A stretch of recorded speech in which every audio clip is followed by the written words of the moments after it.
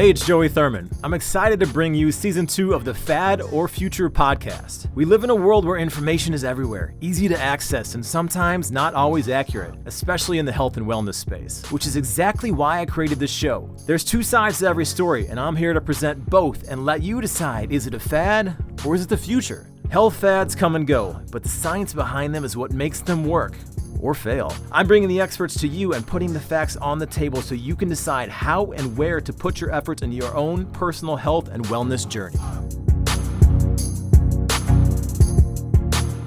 What's going on? It's Joey Thurman. Here's another episode of the Fad or Future podcast. The man, the myth, the legend sitting in front of me, Dr. Joel Seedman. I mean, 4.5 hours of sleep. I think you can knock out this podcast. You'll be all right, brother. You are truly a legend in the training industry, training professional athletes. You've really kind of been around the block. But first of all, thanks for taking the time and coming on the show. Oh, my pleasure, man. Well, likewise, you're a legend yourself. So it's cool that we could, do the podcast together. And like you said, I'm running on a little bit of a low fuel here, low sleep, but I'm kind of used to that by now. That's the trainer's lifestyle, I guess. Goes with it, par for the course. Yeah, it is. Well, I'm a legend in my own mind, if you ask me that. So That's hilarious. Oh, man. I got to build myself up because. Hey, man, that's the most important thing, right? It's better than knocking yourself down. I know, right? That's right. That's hilarious. So, all right, brother, what is it for people that don't know you? What is it that you specifically do? Yep. So I'm about 25 minutes north of Atlanta, Georgia. Mm-hmm. And, I basically have my own company, Advanced Human Performance, and I work with a wide variety of clients and athletes, from, pro athletes, college athletes, adolescents to elderly populations, special populations, bodybuilders, fitness enthusiasts, everyday working class men and women. So it's a very wide range that I work with, and I think that's been huge for me because it's actually given me a great education, essentially working with this type of a wide array of clients, because I'm not pigeonholed to one thing. And, mm-hmm. and the more I see how to train an older person, it's like, wow, I can see similarities actually between them and even an athlete. So it's never just like, oh, you train these people and you have your niche. That's fine, you can have your your specialty, but I think training that diverse clientele is big. Wow. So grandma can be considered an NFL athlete is what you're trying to say? Hey, man, I'm no joke. You would be surprised though, because a lot of my clients, and they see this because, I post videos of the NFL guys doing stuff, but they're like, oh yeah, I saw you doing this same exercise with the NFL guys. So I do, there are a lot of similarities. And as human body is the human body. Right. Their foundational movement patterns. Obviously, for my athletes, they're going to get a little bit more advanced with some of the crazy exercises, which we can talk about. Yeah. But as far as the foundations, if the person's healthy, and even if they're not healthy, just trying to regress the exercise enough so they can do the foundational movement as best as they can. So. And then that makes a ton of sense. I mean, I think you've got to look at the individual and what their everyday is and what their body requires. But when you break it down, I mean, people need to squat, they need to hinge, they need to push, they need to pull, right? And so I think sometimes people get lost in the weeds. And I think seeing some of your content, especially on social media, some people might take something and try to do some sort of crazy movement that some NFL athlete did. But if you don't know how to sit down properly or stand up, you probably shouldn't do that. Exactly. No, exactly. I mean, that's the key. It's all about building the foundations and, crawl before you walk before you jog before you run, and building those basics and kind of ingraining them into the central nervous system so that when you do go a little bit more advanced, you progress it one notch further, mm-hmm. It doesn't just all break down. It's like, hey, I can do this because it's almost the same thing that I just did last week. It's just one step further. Yeah. So I think a lot of people get in trouble because they see some of the crazy exercises or their bodies aren't ready for it, and they try jumping into it and like, oh, I can do this. And it's like, oh, that, I hurt myself, or it's like, oh, you didn't build the foundations. You didn't progress properly. So what would your advice be for a beginner or somebody that maybe, hey, they played high school football and 20 years later, they want to start, doing the same weight that they did in high school and their body isn't prepared for it. I mean, for me, it's sort of similar. But what is your advice for someone that just wants to start out? What should they really focus on? Yeah, I mean, honestly, especially with, all the COVID stuff going on, I mean, body weight exercises are great, you Hmm. know. I will give a slight caveat to that in a second, but this whole COVID thing. Obviously, you try and see some of the pluses if you can of the situation. And I think for people that work out, which I believe everyone should do some type of training, Hmm. I think it's been a little bit of a blessing in disguise because it's forced people to kind of reevaluate their training. Maybe they don't have access to all these crazy machines and all these free weights and all the equipment. So hone in on your form, Hmm. work on your technique, master your body mechanics. Okay, and whether that requires you using very little weight, no weight, body weight, if you have access to weights, whatever, but really focus on mastering the form, because when you do that, that sets you up to build a foundation so you can continue to make progress and not hit plateaus. And not just from an injury standpoint, which is obviously huge, but even from a muscle kind of hypertrophy standpoint. When you're cheating the movement, you're using a lot of momentum, you're putting a lot of pressure on the joints. You're not really building muscle. You're not stimulating, hypertrophy or strength improvements or increases in the cross-sectional area of the muscle. You're basically just getting better at demonstrating your strength and your ability to, show your numbers, which isn't very effective. And that plateaus very quickly, and usually actually can start to go backwards relatively quickly too. So my best piece of advice there is master the form, progress very gradually. Don't try and make these 50-pound jumps at once. If Hmm. it's easy, hey, go up 5 pounds. If that's easy, go up a little bit more, as long as the form stays perfect. Don't let it Okay. break down. Yeah, that makes sense. So, what was some common movements for people to start with? You prefer unilateral, you know, um, multi-joint movements? What is your kind of progression for when you're starting with somebody? Actually, the first exercise I pretty much have every single person start off with, whether that's an NFL athlete, an older person, general pops, and if they can do it, okay, and it's Sure. sound easy. It's a single leg stand. Learn how to stand on one leg. Mm. That is probably, I mean, I'll teach people perfect posture, what that looks like. Hey, get your shoulders back, and then we will literally, our first kind of true exercise, if you will, is going to be single leg stand. Hey, can they balance on one leg? And it's not just can you stand on one leg, but can you do it with proper alignment? Can you keep your feet straight? Can you keep your hips aligned? Can you keep your posture locked in? Keep your core engaged? How much are you laterally deviating? If they are deviating significantly, then we'll go into more of a split stance, or like a toe touch stride hold, kind of like the drunk driving test where they have one foot in front of the other, and we'll just hold that position. So it's kind of more of a semi single leg stand. But yeah, so that exercise right there, because when we wake up the feet and ankles, I'm a big believer in knowing how to fire the feet and ankles, because Mm. that improves activation and recruitment up the entire kinetic chain. If the feet aren't firing well, good luck trying to squat correctly. Good luck trying to hinge, lunge, do anything correctly, let alone walk and do all your things. So we get those feet fired up. Then once they feel what it feels like, basically to grip the floor with their feet, activate, get their alignment, then we'll start moving into things like a body weight squat. Okay. Hmm. And then we'll maybe even go into some very light dumbbell exercises, some planks, glute bridges, bird dogs.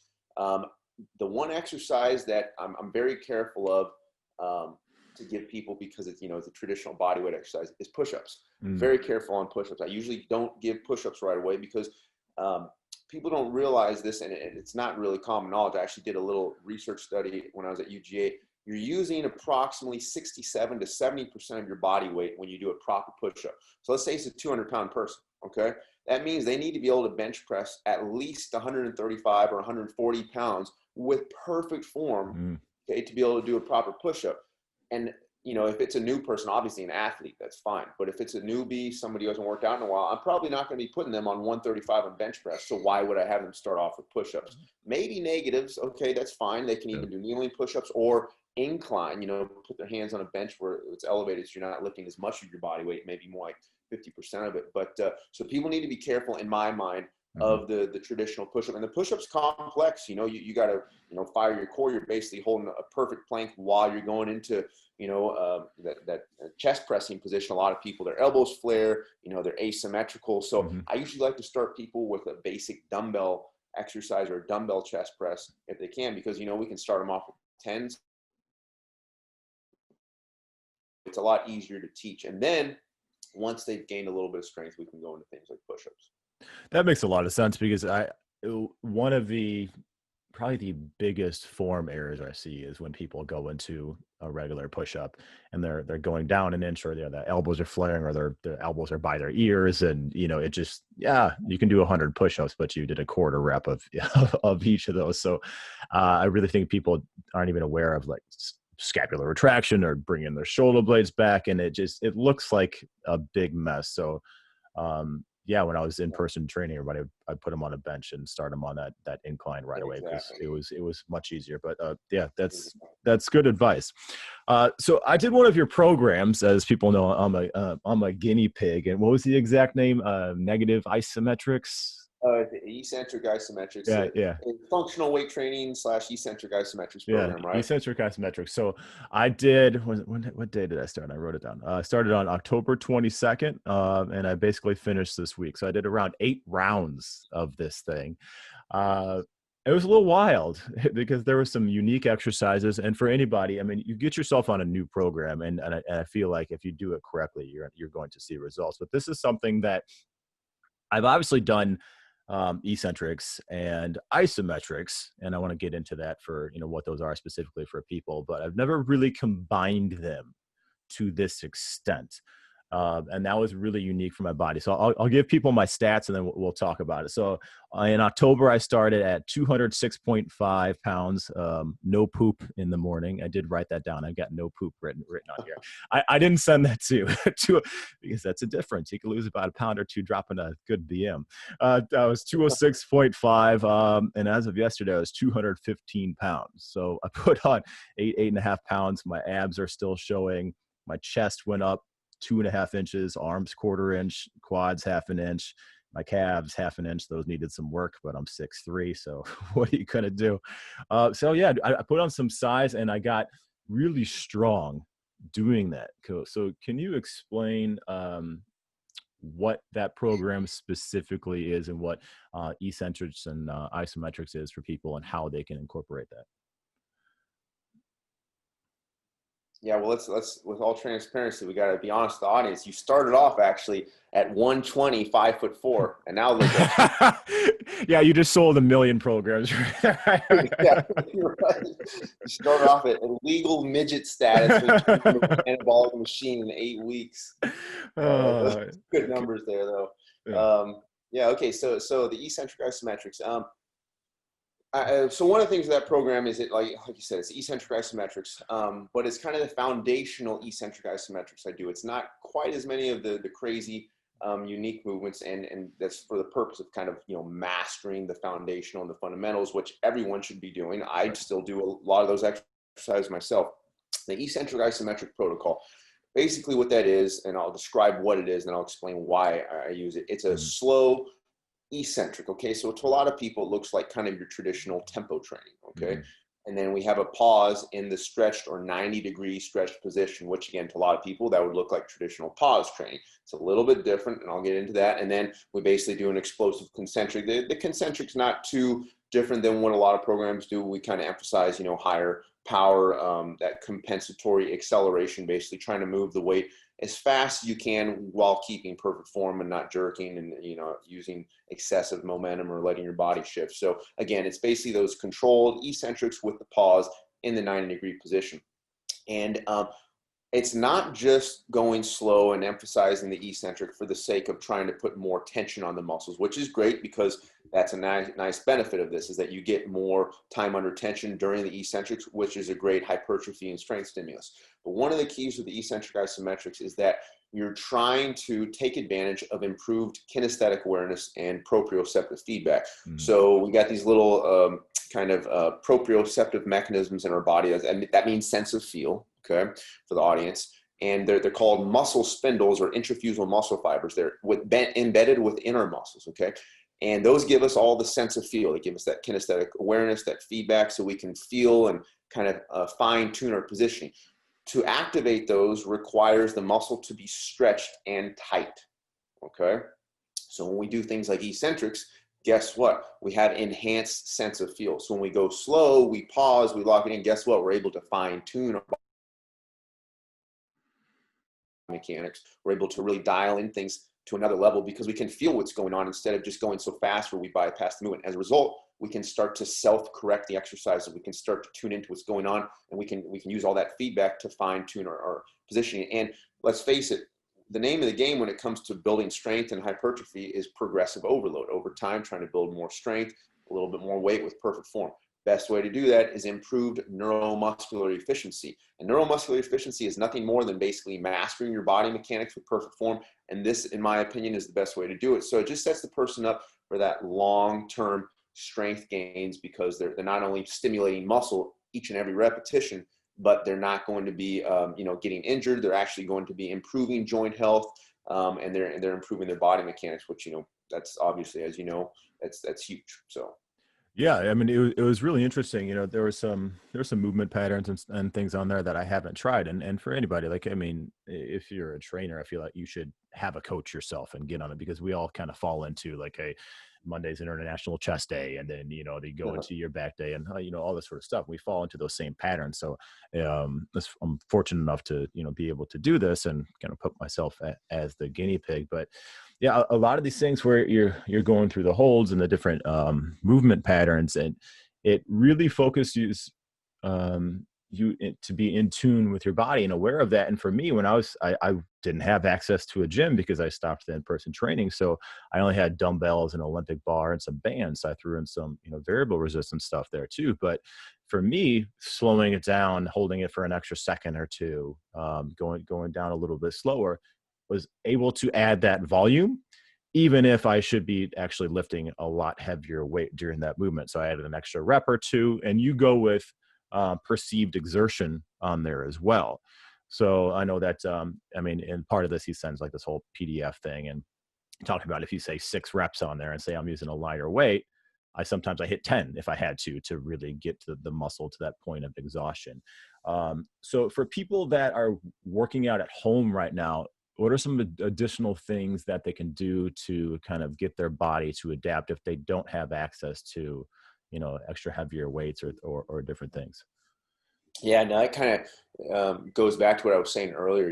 Using this time made me not having all that heavy equipment to really dial in the form. And one thing, that, as you know from the program, a lot of the rep ranges were a little bit lower. People aren't used to that. They're not used to seeing like, oh, like I'm only doing 3 reps or 4 reps. Like the Right. highest number you'll see is like 6 reps. It's like, Yeah. what's up with that? Isn't that like only going to build strength and I'm not going to build any muscle? Well, it's all about the quality time under tension. And with Mm-hmm. eccentric isometrics, the quality time under tension is 2 to 3, for some cases, even 4 times higher than your traditional rep. So a set of 5 reps may last as long as most individuals' usual or typical set of 15 reps. Okay, so it's not just 5 reps. That's it. When you do these properly, and as you know, when you slow it down, focus on your form, really tune into your muscle-mind connection, that kinesthetic awareness. Each and every repetition requires a lot of effort. So that's one of the things I'm always trying to emphasize with people is don't even think of it as like, hey, it's a set of 5.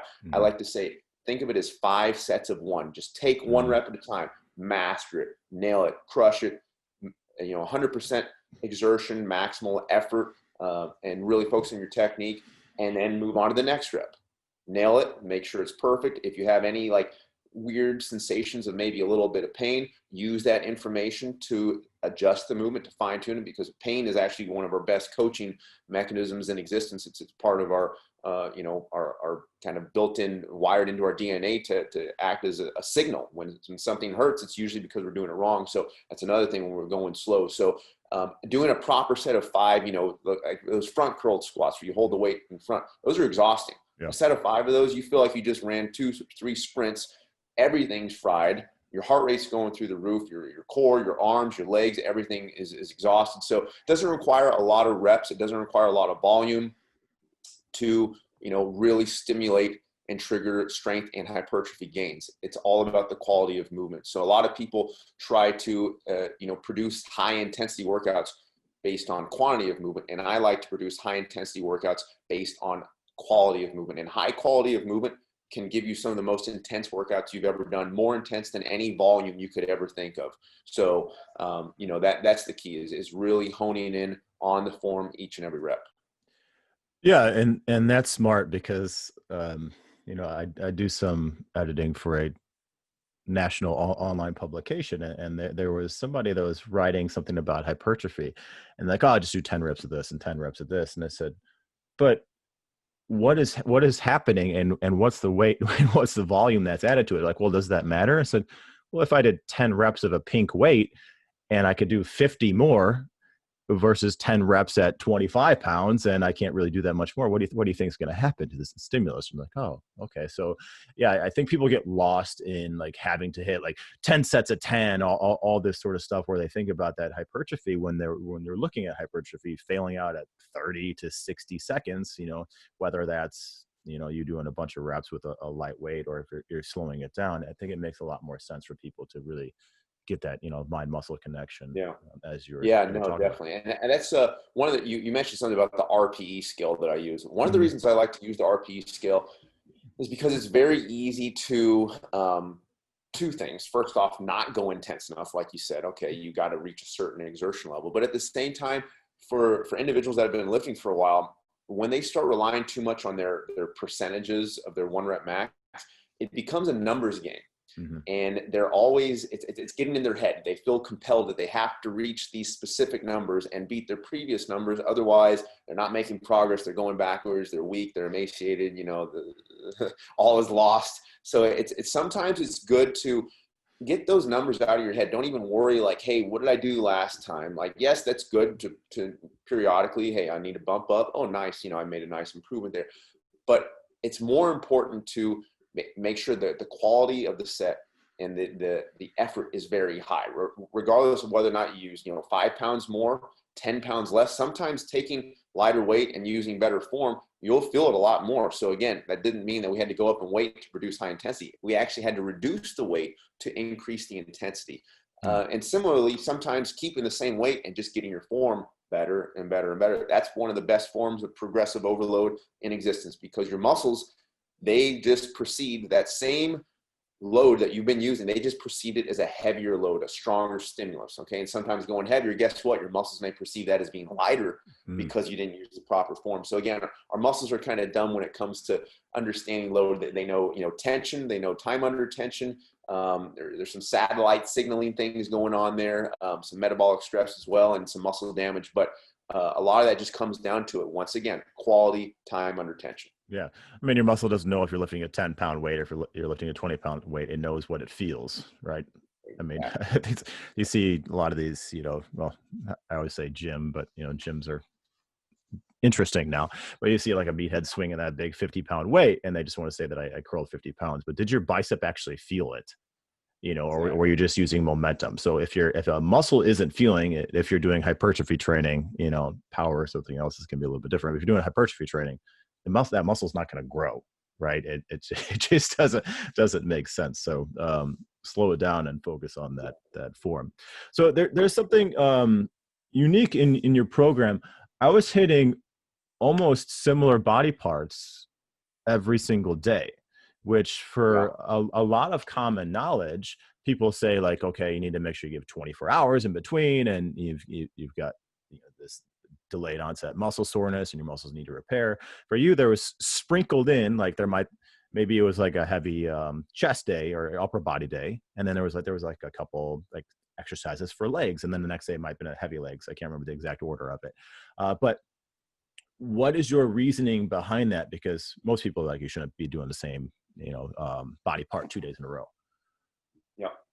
So as you mentioned, it's never going to be the same exercises back to back days. So I Mhm. wouldn't have somebody squat a barbell squat, for example, heavy barbell squat 2 days in a row. Now I've done that with myself as an experiment, but as far as kind of what would be optimal for programming purposes, so one of the things is that I'm always trying to include I call them the big seven or foundational seven movements in every single workout. Okay, so that would be squat, hinge, lunge, horizontal push and pull, vertical push and pull, because when we actually break down a lot of the human movements, even some of the rotational stuff, you can actually see how elements that I just mentioned with those 7, they're incorporated in there just with the subtle twist, no pun intended there. But so basically, with human movement, okay, and I alluded to this earlier, the goal is becoming as neuromuscularly efficient as possible, because the more efficient we become with our nervous systems, the more capable we become of handling heavier weights with perfect form, taking stress off the joints, targeting the muscles, and then we just keep, making those steady gains. And like any skill, the more we practice something, the better we get at it.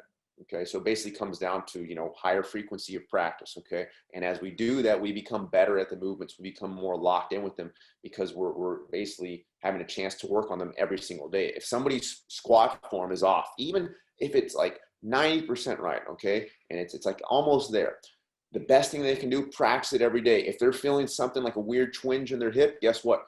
Practice it. Use that pain, that sense of feedback as a source to, like, hey, how do I adjust this? How do I correct it so I don't feel that pain anymore? And that takes time. It takes practice. And it's sometimes it's even more than just the workout. Sometimes, I'll tell clients, hey, do a few body weight squats several times a day to work on your form. If you feel like you favor one side, if one side is shifting, fix it. Practice it. The better you get at it, the easier it will be when we want to go heavy. Your body will be ready. It'll be locked in when we want to go push the weight. It will be prepared for it. So again, it's all about that frequency of practice. But interesting is that the research is now showing that full body training and higher frequency of training is actually more beneficial for endocrine response, for hormones, for like testosterone, estrogen balance, even cortisol, as well as just overall, like when they measured hypertrophy response, they found that there was actually either similar or more hypertrophy and strength gains compared to doing body part splits. And so it's kind of interesting to see. We're starting to see just a little bit more research on that. Now, there haven't been a lot of studies on that, because it just, it's kind of a new ideology, so to speak. But Right. the several studies that have been done, they all show very, very favorable responses for full body training and higher frequency training. So and I think as we see more research come out, we're going to see that be substantiated even further. Now, is that probably having to do with more of a growth hormone response and muscle protective response? And, you mentioned that the endocrine system, or do they really know specifically what's happening there? I don't think they fully understand specifically.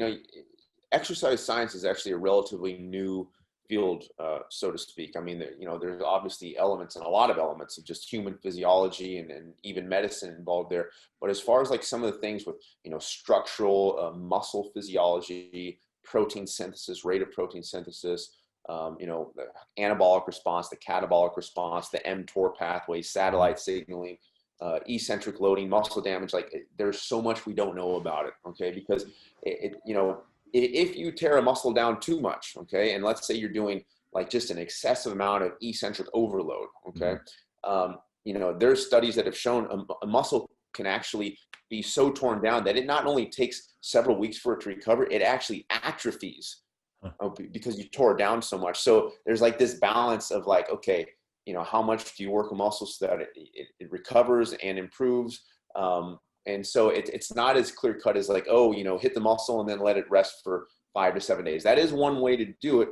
But again, a lot of times for natural athletes and natural lifters, triggering that protein synthesis response, they do think triggering the mTOR pathway more frequently, like every 24 hours, is potentially more beneficial, especially for natural individuals who aren't using, ergogenic aids and steroids. So, and then triggering that mTOR pathway, that's basically, triggering protein synthesis or loading your body with substantial weights most days of the week. So, and again, some people may only be able to work out 3 times a week, but even still, if they can work out 2 or 3 times a week, I still recommend full body. If they can go 5 or 6 times a week, I still recommend full body, but with the caveat being that they may focus more on maybe upper body one day or chest one day or legs one day, but they're still practicing the big 7 movement patterns.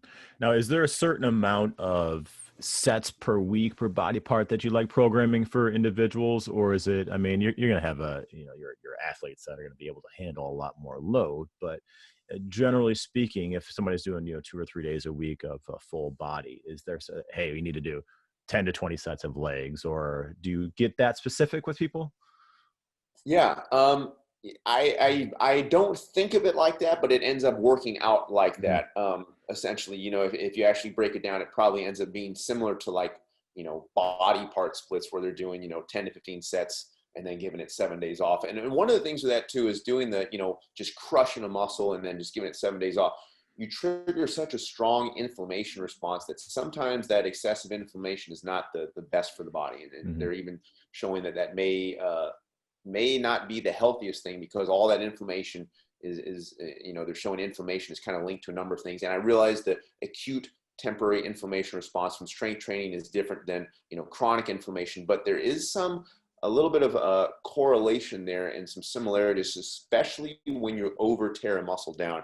And so what I like to do is I like to, instead of blasting the muscle one day and so that it's shot, you can't target it, for 4 or 5, 6 days later, I like to say, hey, hit it, work it, and then let it come back, the next day or 2 days later and work it again. So we don't crush it so much that, we're impairing muscle function. And again, this kind of goes back to, as I said, muscle function. If the Hmm. muscles are shot, they're sore. Okay. And think of it just from, I guess the most extreme scenario would be for an athlete. If I take an athlete, okay, and let's say it's a football guy and they got skills work, they got sprint stuff, they got all these other, football activities that they're doing, and we crush their legs, let's say on Monday, they're going to be shot Monday, Tuesday, Wednesday, maybe by Thursday, Friday, they're starting to come back around.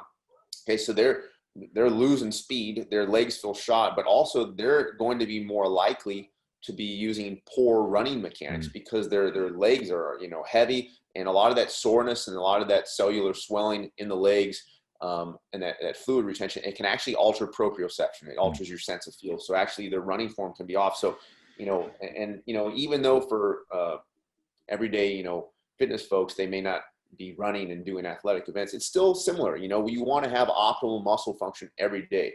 When you're walking, when you're picking things up, if you're so sore that like, oh my gosh, I can barely bend over, it's like, is that really optimal? So Hmm. I like that higher frequency of training. Yeah, if you can't sit down to take a shit without getting injured, it's it's you probably I don't know, man. like you always see that like I have clients like, oh man, I didn't really feel the workout that much from the other day. I'm like, do you want me to destroy you to the point where you can't walk? Like, you need to have a life. You're running a company I here. know exactly.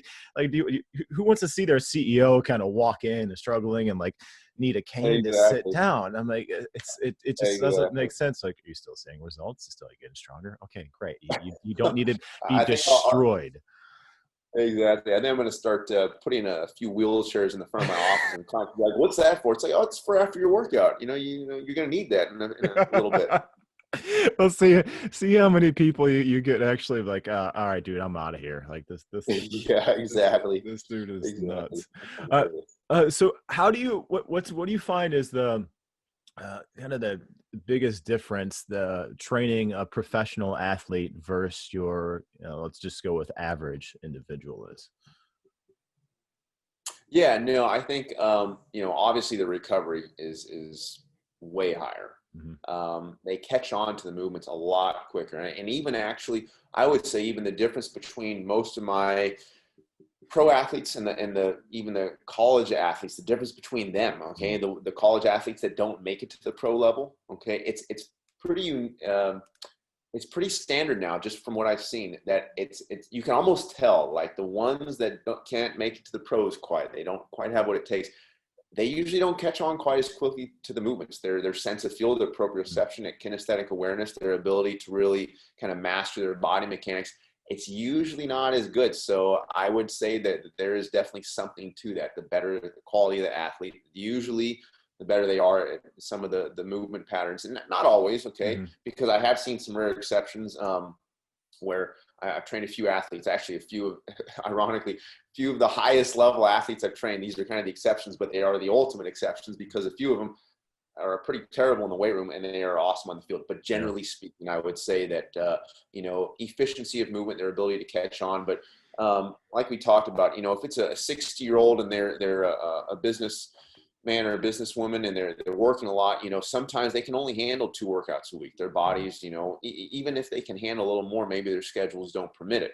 Whereas these athletes, basically their lives are working out, training, getting ready for their sport. So they have the resources, financially and physically to be able to do all these different training modalities and spend 4 or 5 hours a day training, not strength training, but that would include, an hour or a little bit more of strength training, their skills work, field work, their speed and agility, maybe they're doing a few other things on the side. I would say that's definitely the main thing. And then, that's kind of that difference between when I program some of those really advanced, crazy movements that I'll post on Instagram. Mm-hmm. Not every client gets those. Okay. Right. And it really depends on how well they've mastered the basics. And I do have a lot of non-athletes who I'll give some crazy exercises to because they've demonstrated that they can do them and they've mastered the basics. And in contrast, I have some high level athletes who they don't spend enough time mastering the fundamentals, and I'm not going to throw the unique exercises at them. They still need to work on the basics. So it's there are definitely some generalities, but at the same time it's individual for each person. And I got some 50, 60-year-old clients that perform ridiculous. They're amazing. They a lot of my athletes look at them like, wow, well, will I be able to do stuff like that? Like, yeah. Time. So it's it just shows age is really not a barrier. It's not a limitation. It's just a number. So it's kind of cool to see.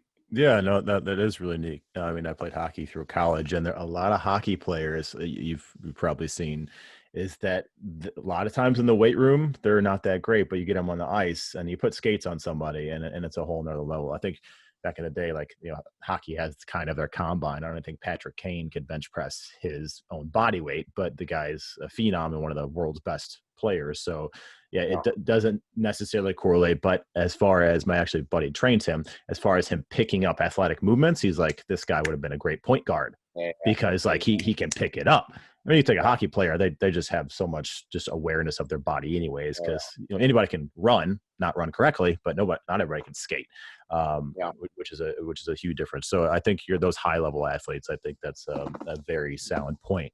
Now, as far as recovery, what is your kind of, I mean, because people are training so much, they're working out a lot, whether it's professional athlete or, you got your 50-year-old woman coming in there, what is your go-to way for people to recover? Yeah. So obviously, nutrition plays a huge role there. There's that old saying, I don't know if I necessarily buy it 100%, but there's no such thing as overtraining, only undereating. I like I said, I don't fully buy that, but I do think there's some merit to that and some truth to that. So I think making sure their diet's locked in, making sure they're getting enough high quality proteins, healthy fats, carbs, that's where we may manipulate a little bit based on their goals. But and then the other thing is too, and I keep coming back to this because this is kind of what I didn't spend too much time talking about this earlier when you asked me about some of my background, but when I did my research in kinesiology and my PhD, one of the things that I looked at with eccentric isometrics is, why are these so beneficial? Okay. And how do we maximize the recovery response? Okay. And the recovery process. One of the things that if you really start looking at kind of human physiology and structural physiology and even neuromuscular physiology is that the better someone's biomechanics are, the better they're operate, the more efficient they are, the better their recovery is. Okay. So if somebody has lousy form, okay, if they're squatting and, their knees are caving in, they're shifting on their toes, they're asymmetrical, their shoulders are rounding over. They probably, if you said, hey, how often should this person squat? You would say not too frequently, right? Unless they clean up their form, because that's going to take a toll on their body. And, you take a 50-year-old person, they're squatting like that, that is going to beat them up, okay, big time. So as our form improves, so does our recovery, because everything that we do is therapeutic on our bodies, okay? If you do a proper movement, even if it's heavy, okay, if you do it right, it really should produce a therapeutic response to the body. And, even from a muscle damage standpoint, because a lot of people think, oh, well, that makes sense from a joint standpoint, but, you're tearing your muscles down, so what about that? Again, when you look at the research, a lot of the extreme scenarios of excessive muscle damage, okay, and having to take, days and weeks to recover, like I mentioned earlier, it can actually go back to overstretching a muscle under tension. So when we use excessive range of motion, we create this micro trauma, and we're basically over tearing, the muscle tissue. And that's when it can take, 5, 6, 7, 8 days to recover. And it may even take longer than that when we go through those natural range of motion with the actin and myosin having that proper level of overlap and not being overly lengthened. Okay. We get just the optimal levels of muscle damage. And so a lot of my clients, they actually don't get too sore once they start getting into their training, because the technique, the eccentric isometrics, using those kind of 90-degree joint angles, which we didn't talk too much about, but making sure they're not going too deep, that goes such a long way for making sure they're not, going too deep into the recovery. It really enhances their recovery.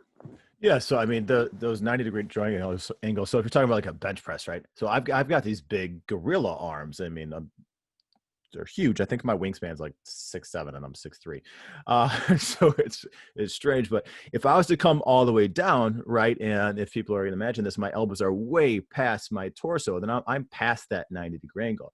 But then what happening is there is called neural inhibition. So then my body and the joints are going to take over. But by you shortening up that range a little bit, then the muscle tissue is on and the joint isn't forced to take all of that load. I mean, that's kind of what you were doing with the the bench press and the squats, and stopping at that 90-degree angle.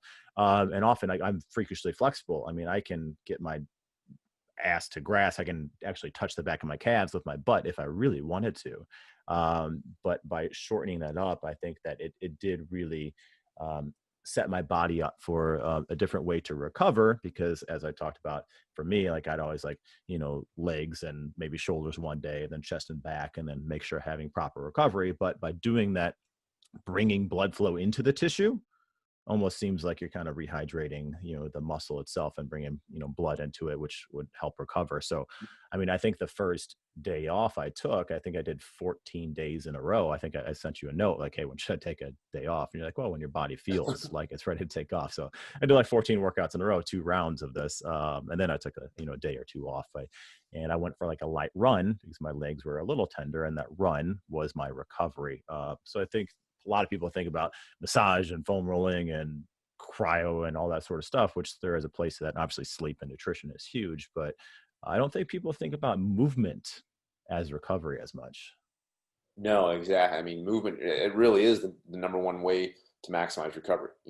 Going through the basic movement patterns again. And if you are sore and your body's tender, just taking the weights and reducing them. But like you said, just going through those basic movement patterns, that's one of the single best recovery strategies that we can do. Getting blood flow, into the muscle, kind of waking the nervous system back up. So in case it maybe was feeling a little bit sluggish or lethargic, or maybe, like you said, maybe you accidentally triggered a few inhibitory signals from doing some bad reps during the workout. Well, clean that up. Go back to the same movements, just body weight, and kind of reinforce proper technique and get your nervous system reactivated. So you take those inhibitory signals out, and then, kind of reinforce those activation signals and recruitment signals rather than inhibitory. But that inhibitory thing was spot on that you said, going too deep, that often does trigger neuromuscular inhibition, and inhibitory signals that can basically be a huge factor, contributing to why a lot of people don't reach their numbers, why they hit plateaus and they get to a certain weight and their bodies shut the movement down, because it's a survival mechanism. If you're putting your body in a dangerous position with heavy loads, it is going to send inhibitory signals, and it's actually good that it does that, because otherwise you would injure yourself more readily. So when we use proper positioning, when we use proper mechanics, when you go to 90-degree joint angles, our body has no reason to send inhibitory signals. It simply sends maximal innervation, activation, and recruitment signals, so we can get the most out of our contractions and we can get the highest level of motor unit recruitment. And again, we go too deep, we start to shut those down, because our body's like, whoa, don't do that, you're going to injure me. Okay, so if we're talking about, how do we maximize strength in the long term or hypertrophy, those 90-degree joint angles, that's huge. Cool. Well, you're a busy guy. I've got one more question for you. See, look at that. I'm right on time, man. So where do you feel like the future of your industry is headed, and what do you hope for? Future of the industry. Well, the whole COVID thing definitely changed things. Yep. So, I mean, however that works out, I'm not, we'll see. But I think as far as trends go, in terms of, I always like to get more back to kind of the the hardcore elements of training. I think that fitness industry, if things go right, okay, and we really start to look at, what's working, I think we're going to start seeing a trend more and more of people getting away from excessive mobility and flexibility and this whole like, oh, we need more range of motion, we need more mobility, we got to, get greater end range training. Like, I think we're going to see a shift away from that, and that people understanding that there is such a thing as optimal range of motion rather than maximal range of motion. And they're two very different things. Just because our bodies can kind of contort and manipulate to an extreme, excessive, manipulated position, it doesn't mean that it should. It doesn't mean that it's optimal. And yes, periodically, if you want to kind of do some cool feat of strength, like a single leg pistol squat or something, great. But as far as consistently, incorporating it into your, probably not ideal. So I think we're going to start seeing that, because I know from posting things, I've had so much feedback, people saying like, wow, once I started the 90-degree joint thing, my mobility actually freed up because my tissues were not so inflamed. When I was using those extreme range of motions, I get so inflamed, so tight. Guess what? I was losing my mobility, my range of motion. So I think a lot of people are starting to wake up to that.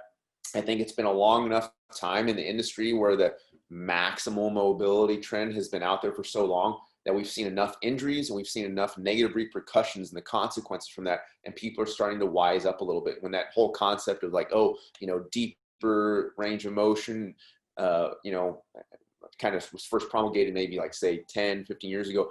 It was so new, we didn't see a lot of injuries yet. And I think we're starting to see people who started in the fitness industry 15 years ago. It's like, wow, they can't do it anymore. Their clients can't do it anymore. So how do they have to modify it? And so I think that optimal range of motion, which generally speaking is around 90 degrees. And in my opinion, the best way to find that is with eccentric isometrics, because your body ends up knowing, it can feel where those optimal positions and those 90-degree positions are, because they're innate, they're built in kind of intrinsic mechanisms into our DNA. Good. Quick advice for people struggling right now to kind of get off their ass and get moving. I think the best thing is to start off with even just 10 minutes, just, whether it's something, you go for a walk and do like 2 planks and maybe a few lunges or bodyweight squats, just get it going. The hardest thing is to get it going. Once you get that little bit of momentum, even just for like 2 or 3 days. And I've seen this even with, nutrition and diet. Once you get that momentum going, it only takes a few days and you start to see just a little bit of results. And it's self-motivating. Your body is like, wow, this is great. You're mentally, you're like, okay, I see where this is going. I'm feeling better. I can start to see progress. So get it going, get it started, and the results will start to motivate you. So I think that's the biggest thing. Amazing. Dr. Joel Seedman, where can people find you? Yeah, they can find me at my website, advancedhumanperformance.com. On all the social media things on Instagram, just Dr. Joel Seedman, I think, Facebook, YouTube, all that stuff. I got a men's health thing coming out pretty soon. They just did a photo shoot with me, which was exhausting because I was lifting for 3 hours straight. I'm actually still a little, speaking of soreness, I'm still a little sore from that. So, but yeah, it'll be coming out soon. And then my book on my website, Movement Redefined, and then the program that you did, the functional weight training eccentric isometric program, that's also on my website. Amazing. Well, I appreciate you taking the time. I'm Joey Thurman.